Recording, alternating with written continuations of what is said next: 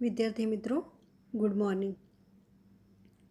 આપણે ઇંગ્લિશમાં unit 2 function જોઈશું. લાસ્ટ લેક્ચરમાં આપણે F3 match A with B, tick mark the sentence similar in meaning A exercise જોઈ હતી. એ એક્સરસાઇઝમાં થોડું રિવિઝન કરી દઈએ તો આગળ આપણે જે સો દેટથી વાક્યો બનાવવાના છે એ આપણને ખ્યાલ આવે.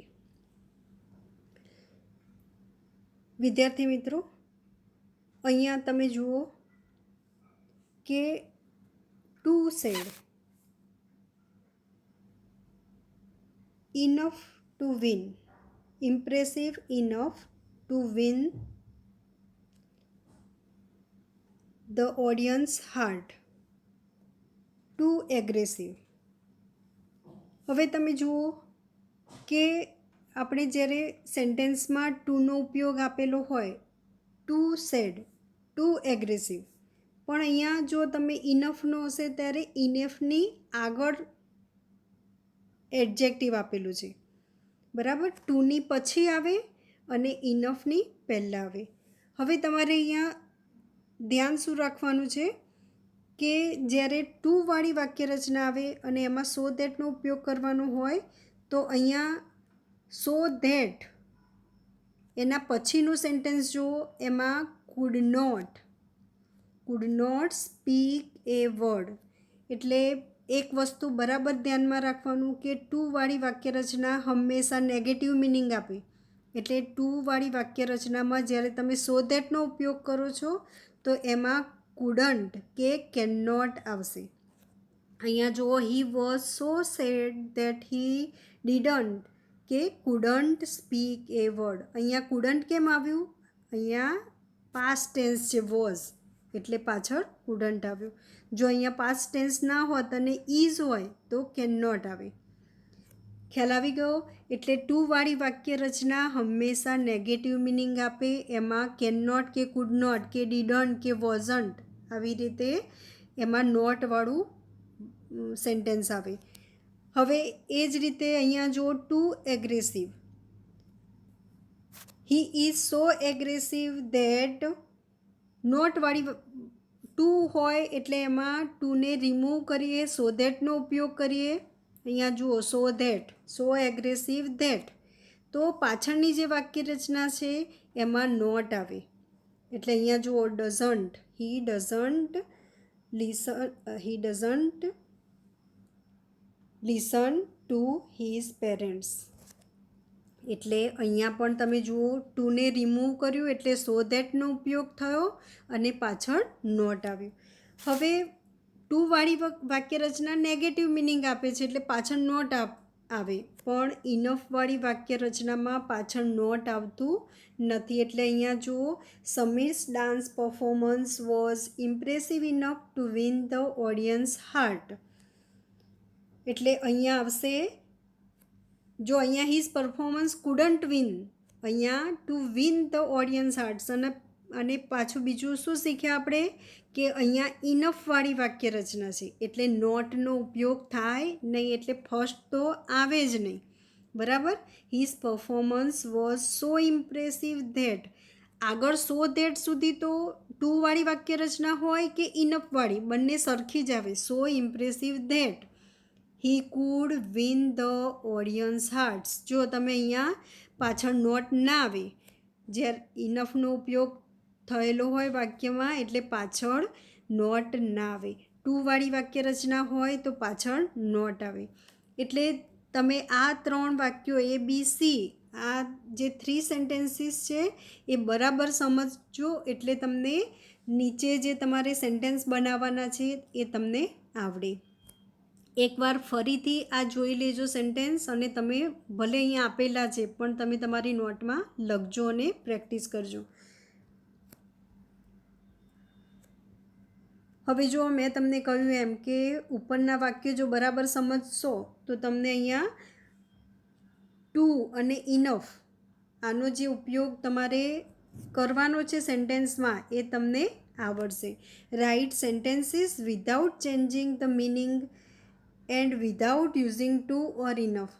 એટલે સેન્ટેન્સમાં ટુ અને ઇનફનો યુઝ આપેલો છે, પણ સેન્ટેન્સનું જે મિનિંગ છે તે બદલાય નહીં એ રીતે તમારે વાક્યમાં ટુને રિમૂવ કરી દેવાનું છે અને અહીંયા ઇનફને રિમૂવ કરવાનું છે. સૌથી પહેલાં તો ટુ અને ઇનફને આપણે રિમૂવ કરીએ એટલે શેનો ઉપયોગ કરીએ? So that. ખ્યાલ છે ને તમને? આપણે ઉપર મેં તમને કહ્યું તેમ ટુ જ્યારે વાક્યમાંથી આપણે રિમૂવ કરીએ એટલે સો ધેટનો ઉપયોગ થશે. એટલે સો ધેટ એટલે સુધી તો બંને જ સરખા રહેશે sentence. The good fortune was so good. હવે ટુવાળી વાક્ય રચના છે નેગેટિવ મિનિંગ આપે, બરાબર? એટલે the good fortune was so good that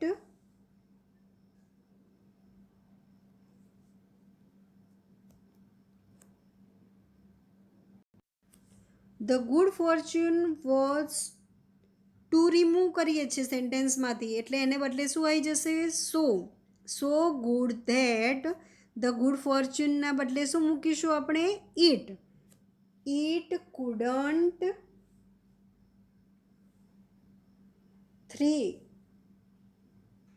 It could not last. The good fortune was so good that it could not last. ખ્યાલ આવી ગયો?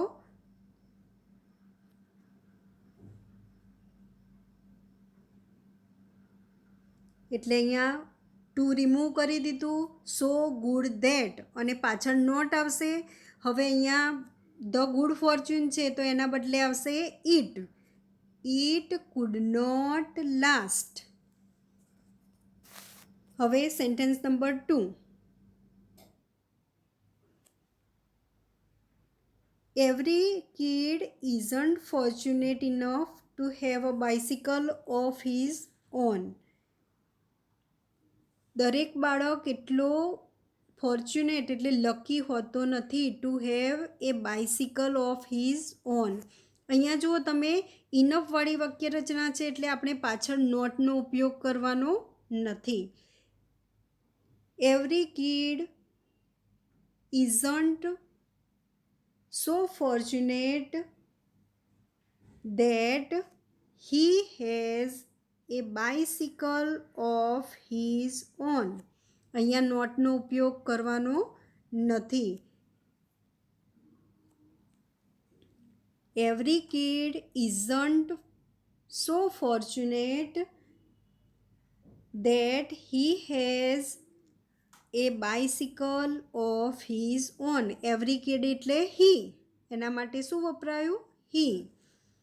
હી has a bicycle of his own. હવે આપણે F4 જોઈએ.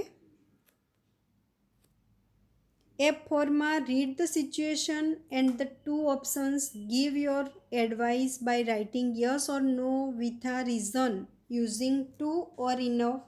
N example is given for you. અહીંયા example આપ્યું છે. Mayank Rajali અર્ન્સ ₹7,000 per month. બરાબર? અહીંયા આ એક્ઝામ્પલ આપેલું છે અને એના બે રીઝન આપેલા છે. એમાં પહેલું છે should he buy a mobile phone worth ₹10,000.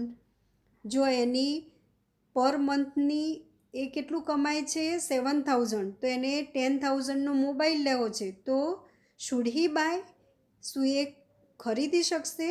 તો નો. જ્યારે નોથી વાક્ય બનાવવાનું હોય ત્યારે સેન્ટેન્સમાં ટુનો ઉપયોગ થાય. નોથી સેન્ટેન્સ બનાવવાનું હોય ત્યારે ટુ વપરાય અને યસથી કરવાનું હોય ત્યારે ઇનફ. તમે જુઓ, તમે અહીંયા જુઓ, નો છે વાક્ય રચના તો ટુ કોસ્ટલી અને યસ છે તો ઇનફ. બરાબર? એટલે નોથી બનાવવાનું હોય તો યાદ રાખવાનું કે ટુનો ઉપયોગ કરવાનો અને યસથી તો ઇનફ. તો હવે આપણે જોઈએ, the mobile phone is too costly for him to buy. બરાબર, આપણે નોનો ઉપયોગ કરીને શું સેન્ટેન્સ બનાવવાનું છે કે મોબાઈલ ફોન વધારે કોસ્ટલી છે ફોર હિમ ટુ બાય. અને can he pay ₹200 as is birthday party bill? Yes, કારણ કે એનું પર મંથે કેટલા કમાય છે? ₹7,000. એટલે ₹200 બર્થડે પાર્ટીનું બિલ એ ચૂકવી શકશે. એટલે Mayank has money enough to pay his bill. ખ્યાલ આવે અહીંયા? નો અને યસ એનાથી વાક્ય બનાવવાનું હોય એટલે ટુ અને ઇનફનો ઉપયોગ થાય. જો આપણે એક્ઝામ્પલ તરીકે નંબર 1 જોઈશું. Ilyas has scored 52% in HSC science stream with B group. એને 52% 52% જ છે સાયન્સ સ્ટ્રીમમાં with B group. Can he get admission in medical field? Medical ફિલ્ડમાં એડમિશન મળશે? તો લો, એના માટે એનું રિઝલ્ટ છે લો છે. બરાબર, એટલે એને મેડિકલ ફિલ્ડમાં એડમિશન મળે નહીં. એટલે પહેલાંમાં આપણે ટુથી બનાવવાનું છે. અને high, can he get admission in BSc? બીએસસીમાં તો 52% પાસ થયા આપણે એટલે બીએસસીમાં તો એડમિશન મળે જ. એટલે હાઈથી બનાવીશું ત્યારે ઇનફનો ઉપયોગ કરીશું. એટલે આનું સેન્ટેન્સ આવી રીતે બનશે કે નો લખવું હોય તો લખવાનું, ના લખીએ તો પણ ચાલે. He score is too low to get admission in medical field. Medical ફિલ્ડમાં એડમિશન લેવા માટે તેનું રિઝલ્ટ ટુ લો, ખૂબ નીચું છે. એટલે એને મેડિકલ ફિલ્ડમાં એડમિશન મળી શકશે નહીં. Can he get admission in BSc? Yes, he scored high enough to get an admission in BSc. શું આવશે? He scored high enough to get an admission in BSc.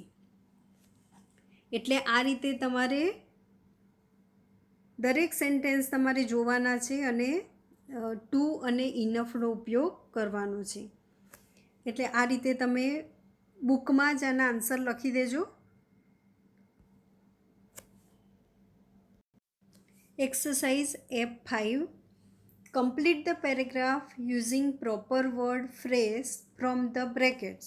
Use capital letter where needed.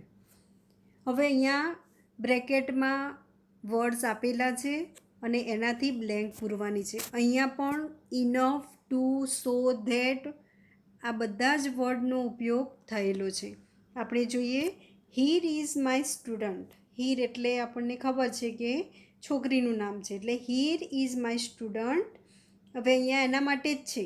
She is ક્લેવર.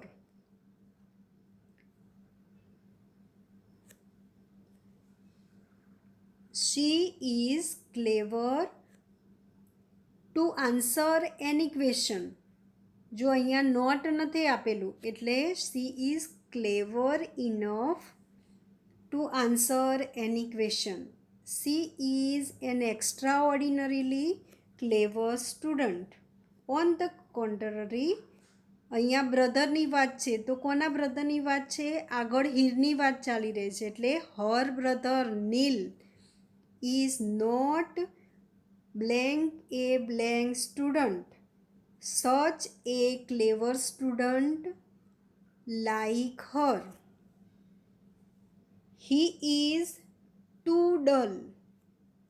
હીર છે ભણવામાં હોશિયાર છે અને on the contrary એટલે વિરોધાભાસ.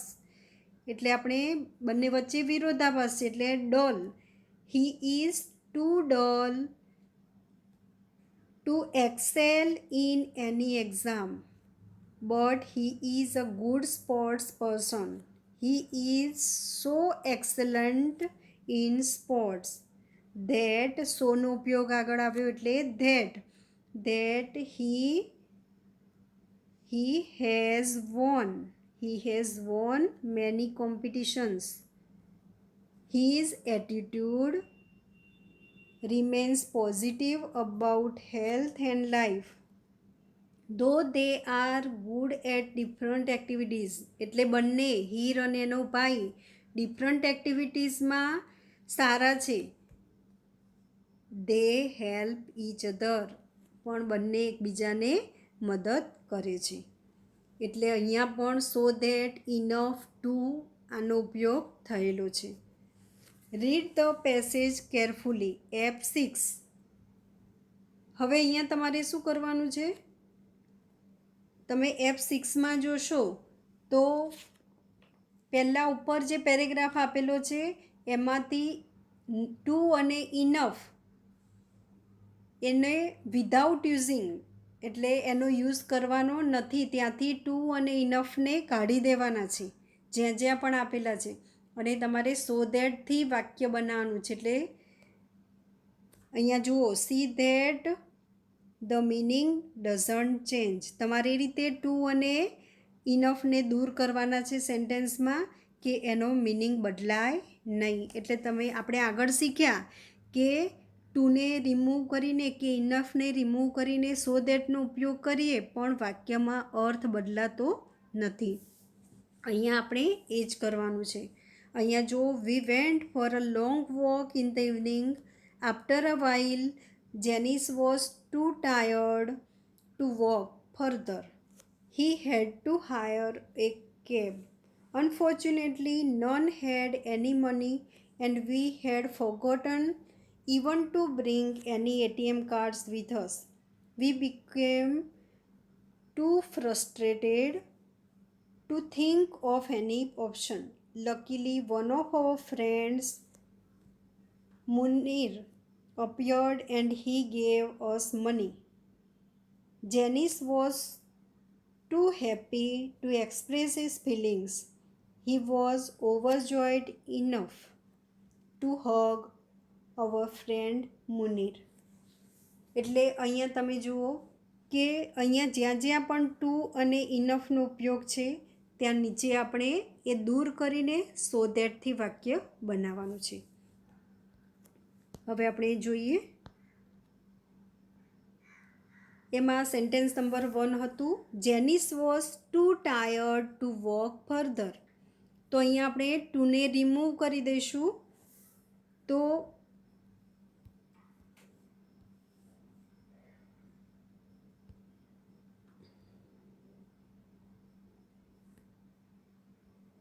અહીંયાથી આપણે ટુને રિમૂવ કરી દઈશું તો વાક્ય બનશે Janice was so tired that he was છે એટલે પાછળ કુડ નોટ આવશે. That he could not walk further.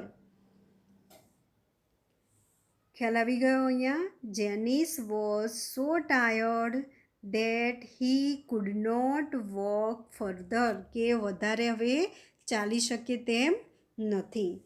હવે સેકન્ડમાં આવશે ટુ ફ્રસ્ટ્રેટેડ એટલે સો frustrated that we could not think of any option.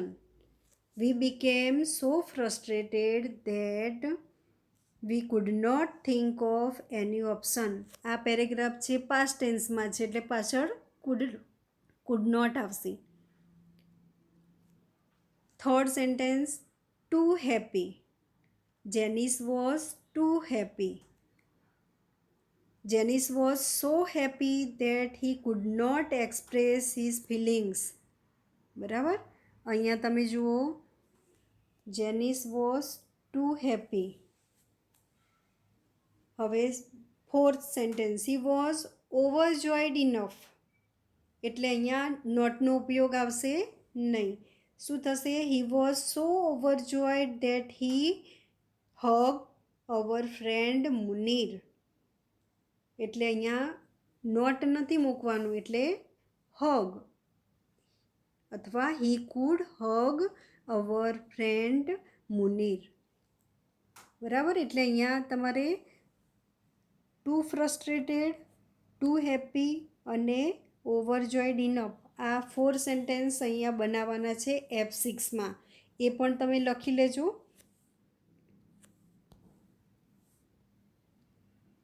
હવે F7. Read this dialogue, pay attention to bold fonts. જે બોલ્ડ કરેલા ફોન્ટ્સ છે ત્યાં તમારે જોવાનું છે.